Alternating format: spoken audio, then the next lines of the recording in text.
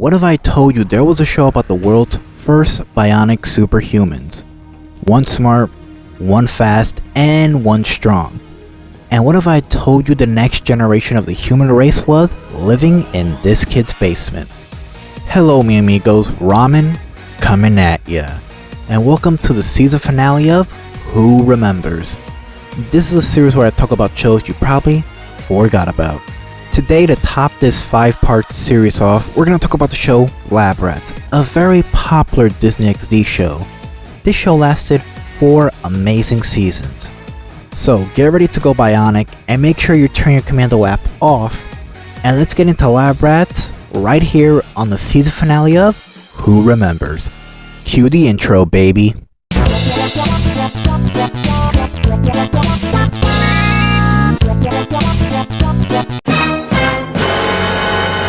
Labrats was a show that aired on Disney XD from February 27, 2012 to February 3rd, 2016. The show lasted 4 seasons, with the 5th season being a crossover with the show Mighty Med. This season was called Labrats Elite Force. This season did not have a definitive ending because you know Disney, you do one wrong thing and you risk your show being cancelled. Anyway, Labrats is about a boy named Leo Dooley who lived a normal life. But everything changed when his mother Tasha married Donald Davenport, a billionaire inventor. Both Tasha and Leo moved into the billionaire's house. While Leo was looking for his room, he accidentally stumbles upon his new basement, where he discovers his bionic siblings Adam, Bree, and Chase. Davenport created Adam, Bree, and Chase to go on missions and patrol Mission Creek from any incoming threat. Don't look at me. I told you to stay away from internet dating. So they're robots. Whoa! Hey! Oh, no, she didn't. No, Tasha, they're human. I've just given each of them a unique set of bionic abilities controlled by a microchip implant in their necks. It sounds a lot more complicated than it is. See, Adam is all brute strength, and Bree has speed and agility, and Chase has super senses and a superior intelligence. Donald. Hi. There are children living in our basement! Davenport allows Adam, Bree, and Chase to attend school with Leo. This leads to all sorts of high school hijinks. Davenport only allows Adam, Bree, and Chase to attend school as long as they keep their bionics a secret from the public. Throughout the show, sometimes their bionic secret is at risk of being exposed by the public, either by Principal Perry or by them just being themselves. First time Adam, Bree, and Chase attended school, they all have trouble being normal, but with the help of Leo, they learn about being human. There is an episode in the show where they're at risk of their bionics being exposed, like in episode 2 where Chase's Commando app activates, releasing Spike. Spike has a very aggressive and mild-tempered personality. He's almost the exact opposite of Chase. Oh! Look, a spill! I think I'm gonna wipe it up with your face.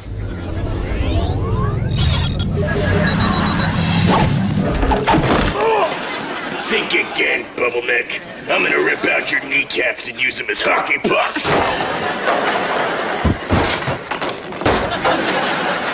Okay. I don't mean to alarm anyone, but I think Spike's back.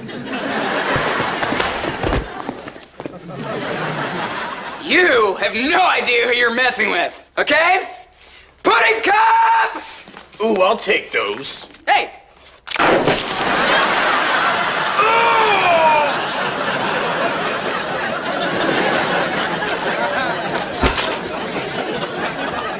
You're dead! You, okay. You're lucky that we have to go to the reading center right now.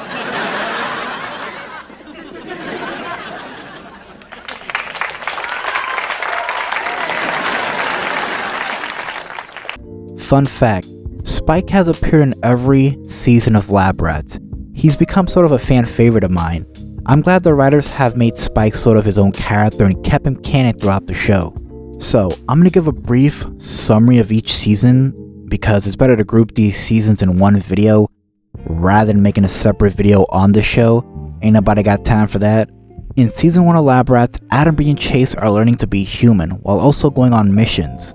They're also trying to keep their bionic secret hidden from the public. Leo also has become sort of a big brother to Adam, Bree, and Chase. In Season 2 of Labrats, the stakes have become raised when the character Marcus gets introduced. Leo is the only one suspicious of Marcus's intentions. Marcus is also hiding his evil motives. Adam, Bree, and Chase also try to keep their secret hidden from Principal Perry. Leo also starts attending missions with the Bionic siblings and becomes a vital part of the team. In Season 3 of Labrats, their mission base is destroyed and their bionics are revealed. Davenport raises money to build a new mission base for the team. Leo is also given a bionic hand after a mission where he risked his life to save Adam, Bree, and Chase. It's completely healed. But how? Go ahead. Pretend like you're throwing a ball. Is this really the time to make fun of how uncoordinated I am? Just do it.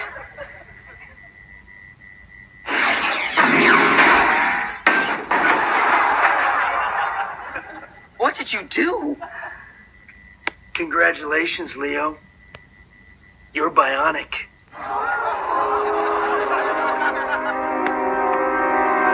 Davenport's brother returns, but not as a villain, but as a father to Adam, Bree, and Chase.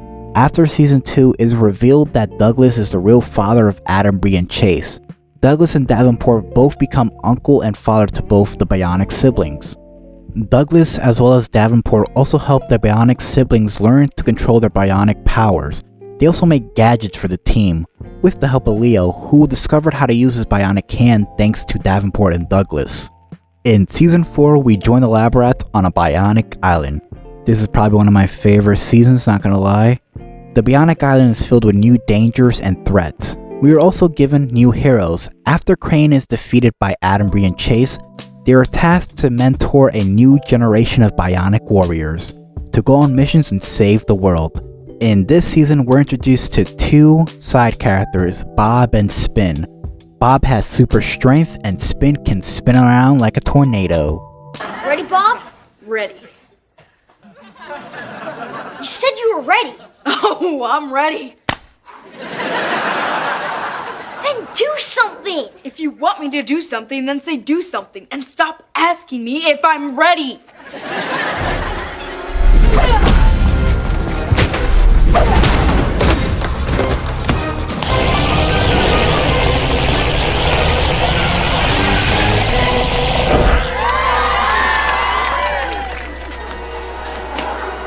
Spin, watch out!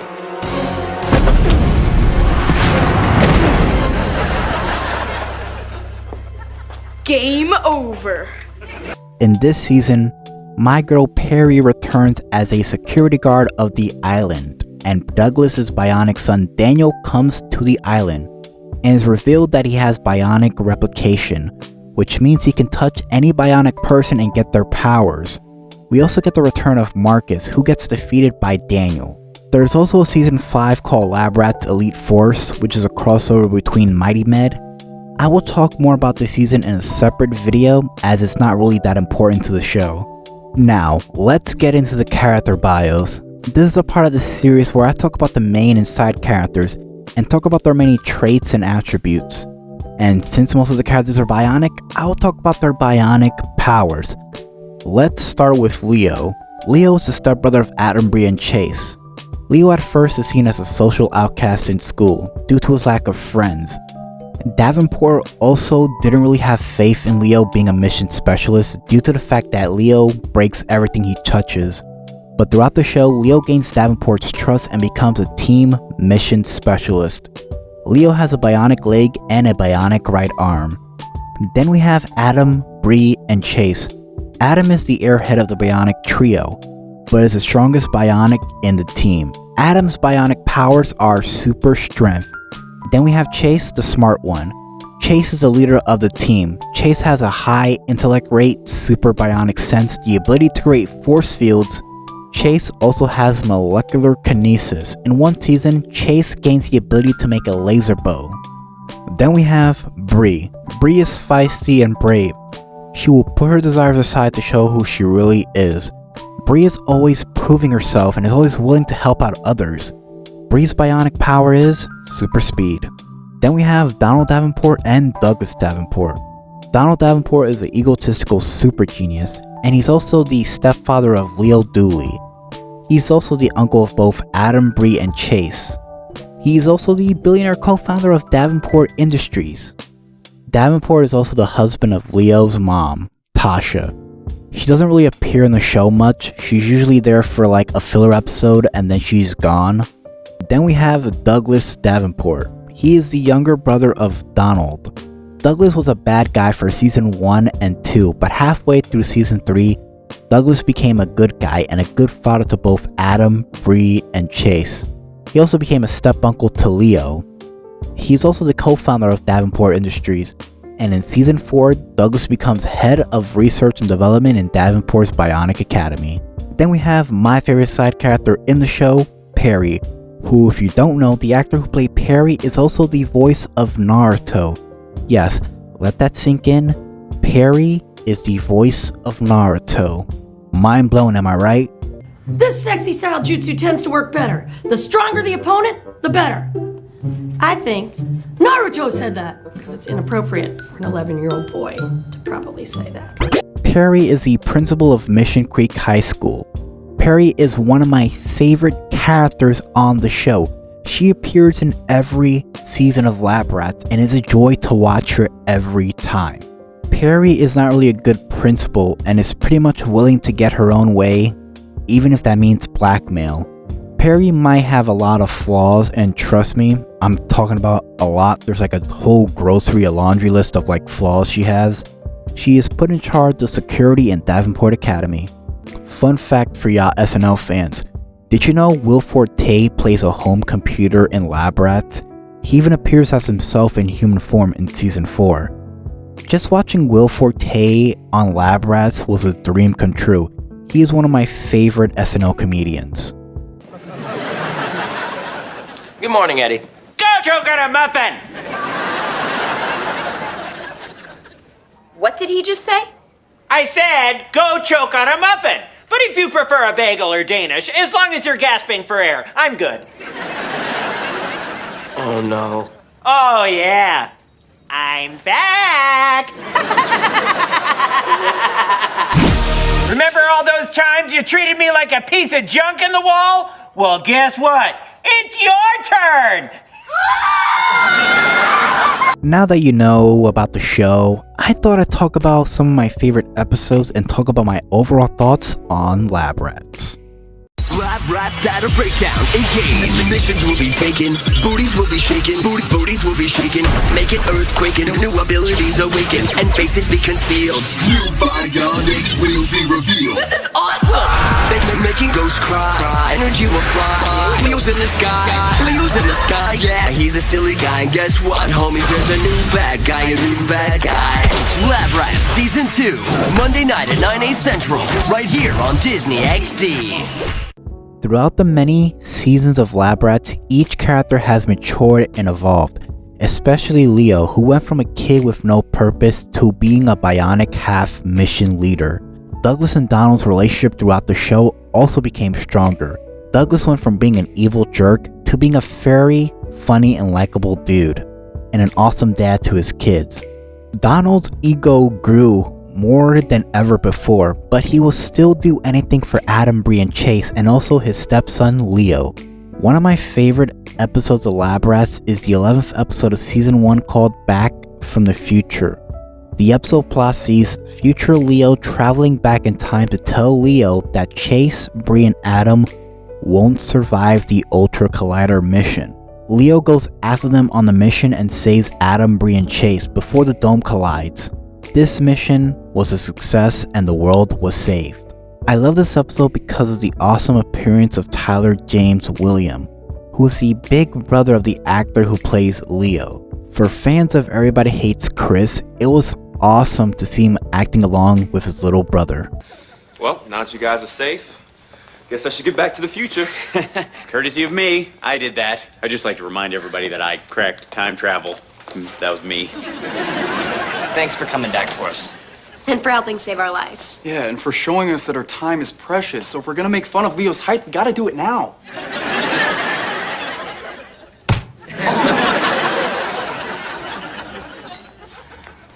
Stay Stay smooth. Only if you do. Another one of my favorites is a crossover episode with the show Mighty Med. The episode is titled Labrats vs. Mighty Med. The plot of the episode goes, when Chase and Davenport create a revolutionary power source with a new piece of technology, the incapacitator from Mighty Med tricks Chase that he's a potential buyer. The incapacitator then attacks Chase and runs off with the device. Chase is then damaged.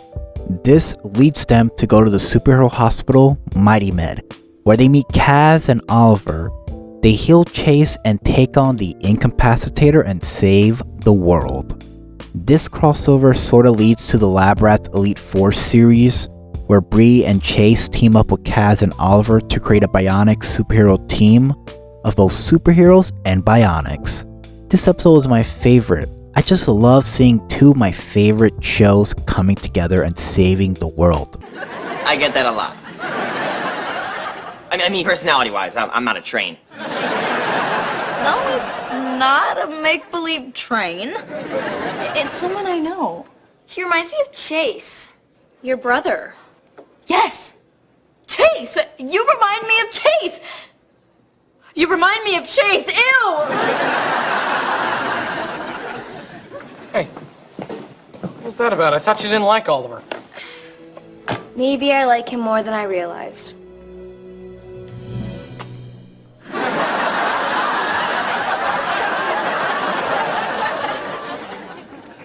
I'm over it. This crossover was a treat for both fans of Labrats and Mighty Med, and it's another reason why Labrats was so great. And that, mi amigos, was the show Labrats. Labrats was a show full of heart, comedy, and amazing action. Growing up, when a new episode of Labrats aired, I was so pumped. Watching these characters go from zero to bionic hero throughout the span of 4 seasons was amazing. This show gave me joy and laughter. The bond between Adam, Bree, and Chase and Leo is a sibling bond that I haven't seen replicated in any other show. Labrats is still, to this day, one of my favorite Disney shows. My name is Ramen. You guys have a good night.